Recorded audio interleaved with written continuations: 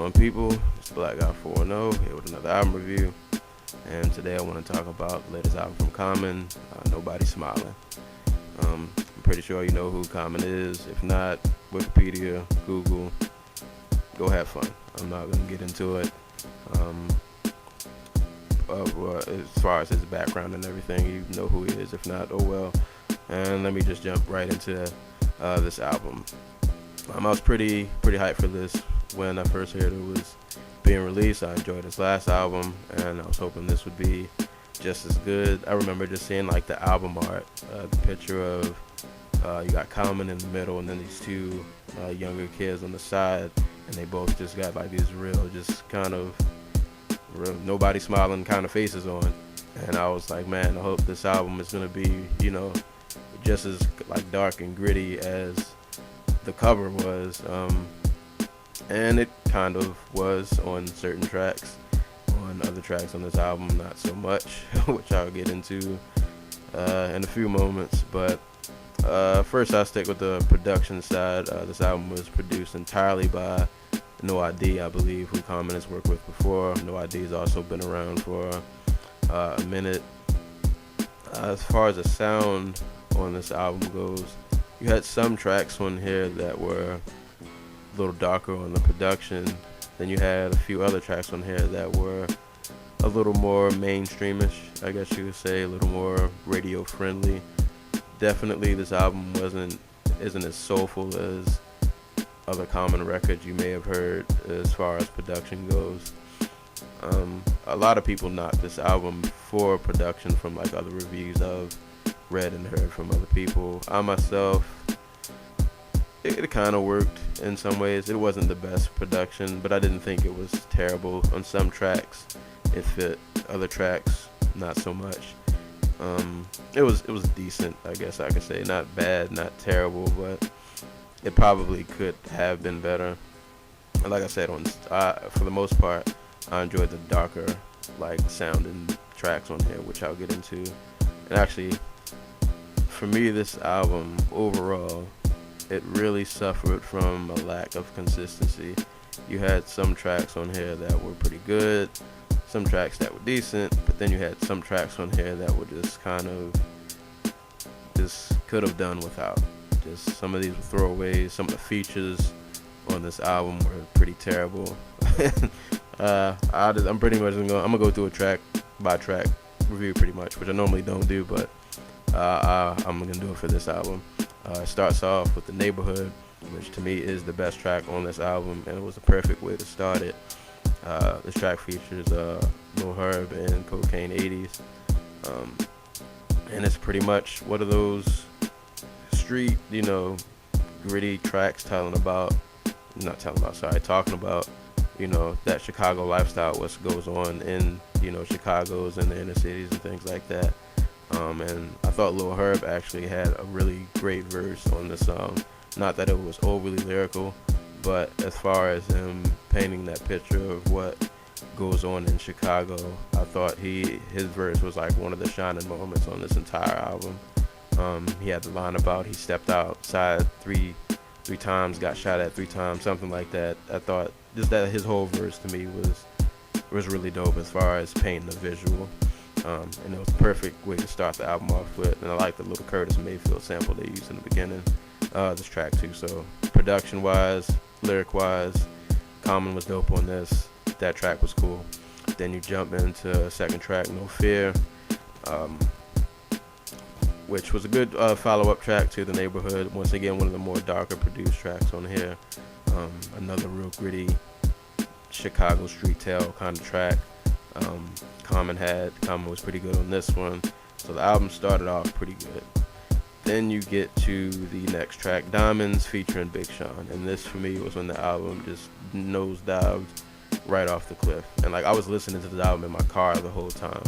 And when you listen to the album in your car, it either enhances the quality and makes the song sound way better than it probably is, or it can make it sound a whole lot worse. And this song this song killed me the entire time I was listening to it.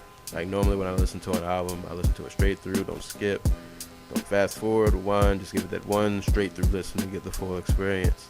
and it took me a lot of willpower to not cut this song off and just like tuck and roll out of my car. I hated everything about the song. Big Sean I find terribly annoying pretty much no matter whose song he's on. The track to me was already bad, and throwing Big Sean on it was just more insult to injury. And after that track, you go to Black Magic, which was another one of the more mainstream, accessible tracks. Not as bad as the Big Sean one, but that's really not saying a whole lot. Could have done without that one. And then after that track, you go to Speak My Peace, which gave me a little more faith in the album again. That track, I love the beat, but I had no idea on that one. And the Biggie sample he used, that track I thought was pretty dope. Put the album back on a good track that maybe gave me hope that it, get to be being pretty decent again. Then you get to Hustle Harder, which was another track I didn't really care too much for. Pretty much Common telling the story of a chick who hustled harder than most dudes. And I didn't like I don't remember the girl's name, but the female rapper feature on here who sounded like a Nicki Minaj carbon copy, and I just couldn't do it. Didn't do much for me. Then after that track, you get the Nobody Smiling, which, minus the hook, was actually, I thought was a pretty good track. A little darker on the production side, but those were like I said, those are my favorite kind of tracks that were on here, were more the darker ones. So that one was, that was pretty decent. Kind of picked the album back up for me. Then it goes to Real, which wasn't terrible, wasn't great, but it was kind of just one of those filler tracks. The beat was kind of cool, it was a little smooth, but other than that, there was nothing about that track really stood out. Then it goes to Kingdom featuring Vince Staples, which I thought that was another good standout track on here. That was the one track that I did listen to before the album actually dropped. And that's a track of Common and Vince Staples basically talking about trying to get into heaven, but having a fear that they probably won't make it due to, their shady past, just things that they've done that they know probably won't be seen in the favorable light when they make it to the gate, so to speak. But I like the beat on that track and the content, so that picked the album back up. That was one of the standout ones. Rewind That was another good one. Pretty much Common telling the story of his career, pretty much from now till then, and his story of how he got started. And the last two verses were a good tribute to Jay Dilla, of him telling the story of how he met Dilla and how they became really close, and eventually, him becoming successful, but, he's seeing his close friend get sick and then eventually passing away, so it was kind of an ode to him.